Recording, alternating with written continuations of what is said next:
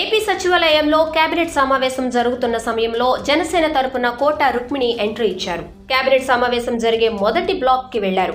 అయితే ముందు ఆమె ఎవరో తెలియక మొదటి బ్లాక్ దగ్గరే అడ్డుకున్నారు భద్రతా సిబ్బంది. వెంటనే పవన్ కళ్యాణ్ ఓఎస్డీతో ఆదేశాలు పంపించేసరికి కోట రుక్మిణిని సచివాలయంలోకి అనుమతించింది సిబ్బంది.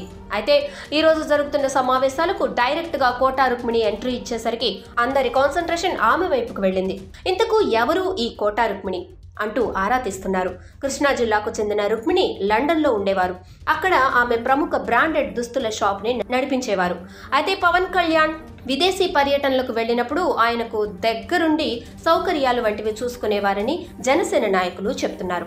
ఈ నేపథ్యంలో 2020లో ఆమెను Janasena central affairs committee vice chairman గా నియమించారు.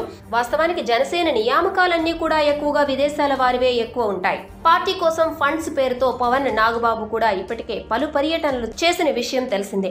జనసేన వీర మహిళ అనే అంశాన్ని తెరపైకి తీసుకొచ్చి దానికి దిశానిర్దేశం చేస్తున్నది కూడా రుక్మిణియే అని చెబుతున్నారు. 2020 నుండి రుక్మిణి పార్టీలో ఉన్నప్పటికీ 2022లో ఆమె లండన్ నుంచి హైదరాబాద్ కు వచ్చారు. దాంతో హైదరాబాద్ లోని జనసేన కార్యాలయం బాధ్యతల్ని మొదటగా రుక్మిణికి అప్పగించారు. ఆమె టాలెంట్ తో పవన్ కళ్యాణ్ ని మెప్పించడంతో పార్టీలో ఆమె కీ రోల్ ప్లే చేయడం స్టార్ట్ చేశారు.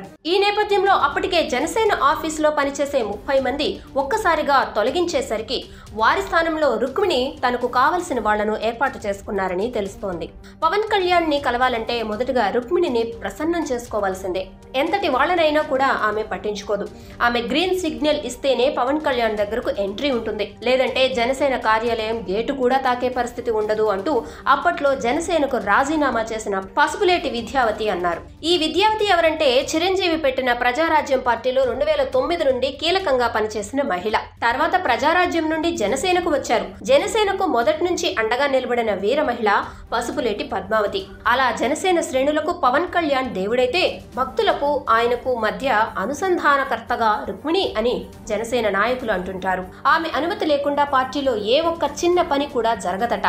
అలాంటి రుక్మిణి ఈ రోజు సచివాలయానికి వచ్చింది.